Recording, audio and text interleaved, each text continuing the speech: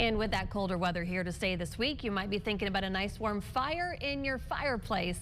But if you are thinking about that, make sure you're doing it safely. That's what we want to happen. KMAC's Maddie Powers has some tips for us tonight. And Maddie, what did you learn today? Well, Freedom Firewood taught me a lot about firewood safety today, and they were even putting their own advice to use.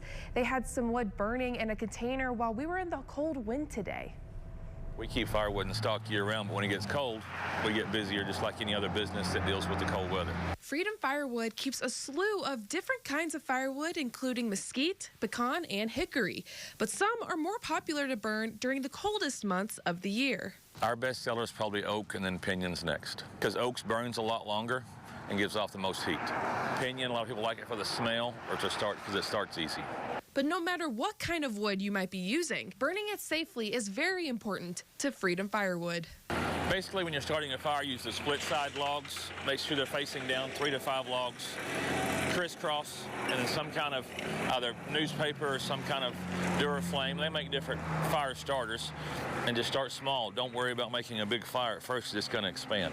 And it's especially important to know what to do if you're starting a fire in your fireplace at home. Just make sure your chimney's clean and be safe when you start the fire. Just make sure you've got a screen in front of it so if it pops out. Biggest thing is don't burn mesquite in there. It burns so hot it'll crack your mortar or warp it. Burn something like an oak or a pine or a mixture. But Freedom Firewood says it all comes down to one thing. The biggest thing is just using common sense on it. I mean, you don't want to put any gasoline or lighter fluid on it to help start it. If you don't have gas to your fireplace, use the starter logs.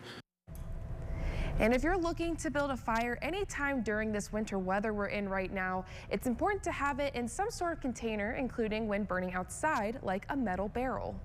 Important, Maddie. Thank you.